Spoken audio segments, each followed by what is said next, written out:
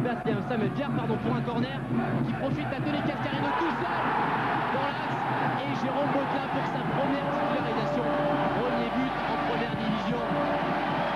La belle histoire pour ce joueur qui évolue la saison passée à l'étape et qui a inscrit 7 buts à 0, un but inscrit en seconde période, un véritable seconde période avec une récupération pour Samuel Diard qui trouve Laurent Blangalani, une frappe du pied gauche et le deuxième but du capitaine Laurent Blangalani, 4 minutes seulement après le but de Jérôme Botelin. C'est le chaos au stade Marcel Picot. La joie du capitaine Laurent Blangalani, un deuxième but qui fait du bien. Réaction à Braise quelques minutes plus tard avec cette balle qui va profiter à Raphaël Micheli encore en cours de jeu. La reprise de volée de l'ancien Strasbourgeois passe au-dessus des buts d'Amer. Au prochain, un match face à l'Irlande du Nord. Nouvelle offensive des Havrais avec Tony Cascarino seul dans la surface de réparation. On joue la 82e minute de jeu et c'est le but de la délivrance. Troisième but pour Tony Cascarino. Deuxième but pour l'Irlandais cette saison après celui inscrit au Havre dans sa position préférée, sa position fétiche. Deux buts, il parvient à se retourner. Victoire de Nancy, 3 buts à 0. L'homme du match, Tony Cascarino, et soulagement pour la Slovénie. C'est la première victoire de Nancy cette saison.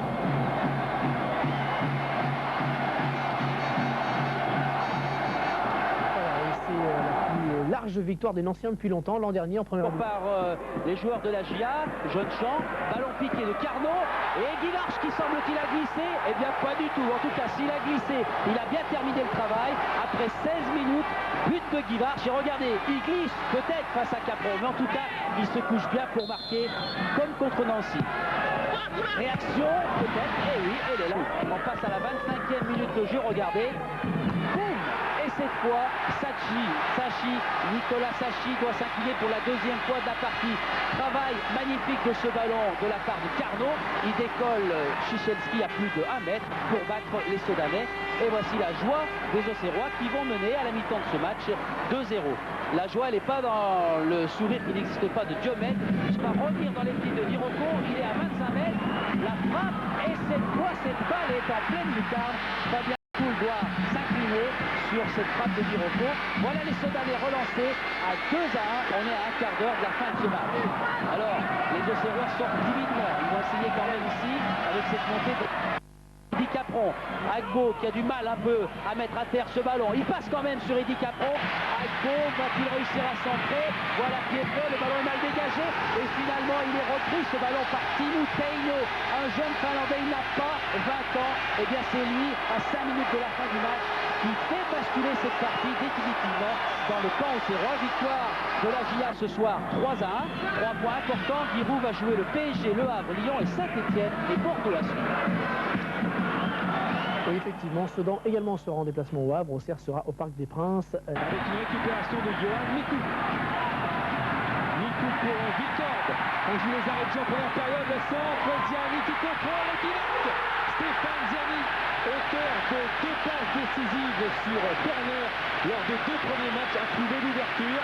Lors de ces matchs qu'il livrait avec Bordeaux il y a 3 saisons, il avait inscrit 4 buts et 5 passes décisives. Il en est à son premier sous des couleurs girondines qui lui font rappeler bien que Ali Benarbia n'est plus qu'un mauvais souvenir ou qu'un bon souvenir pour les Girondins. Il devait éviter le fantôme Benarbia. Il l'a fait ce soir. Ali Kart essaye de slalomer. Les passes excellentes ce soir. L'arbitre monsieur Huffray. Ouverture pour maintenant Johan Mikou.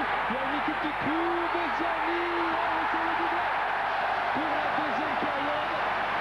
On joue les premières secondes de cette deuxième période. Mikou a fait mine de tenter sa chance face à Orteliz. Il a donné à Stéphane Ziani qui avait déjà marqué des doublés avec Lens et également avec la Corogne l'an passé. Ça fait 2-0 et c'est déjà cher payé pour une équipe de 3, répétons-le, excellente, mais qui doit apprendre encore en première division. Elle a perdu au parc. Michel, excellent, et la centre doublé de Lilian Lascande. Excellent également, c'est Jérôme Bénicel. Défensivement, offensivement, il a été parfait. L'analyse de ce match, de cette réussite avec Stéphane Ziani et Nico Philippis.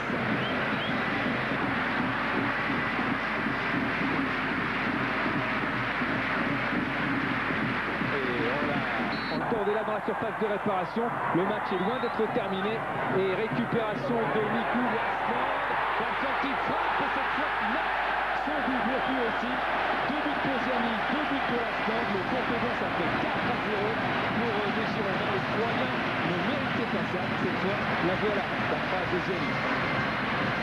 Dernier carton des Bordelais, c'était contre Metz avec un triplé de l'Astreinte en décembre. Steli ne marquera pas sur ce coup-là. Mario Haas est parti sur son côté. Le centre qui termine sa course dans les filets. Début défendu par Rudy Rioux. Le premier but dans le championnat de l'Autrichien Mario Haas. La France est décidément un pays qui réussit à Mario Haas au mois d'août. L'an dernier, avec la sélection autrichienne, il le marquait contre la bande de Roger Lemaire. Et là, il profite de ce troisième match de Strasbourg cette saison pour inscrire son premier but en championnat. Le jeune Rudy Rioux le met, tout ça sous les yeux de Bolozo, le nouvel arrivant des Strasbourgeois, un attaquant argentin qui n'est pas encore lui qualifié. Les Montpelliérains en début de deuxième période qui tentent de refaire ce handicap. Pauluda qui décale Nicolas Wedek. Et Nicolas Wedek n'a pas Sylvestre Lubindula. Il avait hésité sur une action précédemment.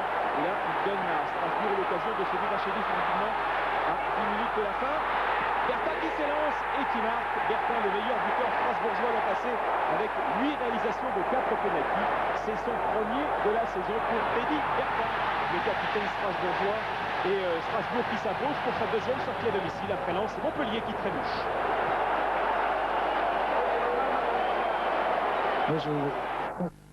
Claude Leroy, le manager général du Racing Club de Strasbourg. Strasbourg qui marche bien à la maison. De joueurs qui arrivent seulement comme Raphaël Marquez, que vous voyez effectuer cette longue ouverture vers Marco Simone, parce que d'emblée les Monégasques prennent à la gorge ces Bastiais. D'emblée les Monégasques vont beaucoup plus vite que les Monégasques et se montrent les premiers dangereux à l'image de Gallardo qui nous réalise un geste superbe de footballeur de haut but.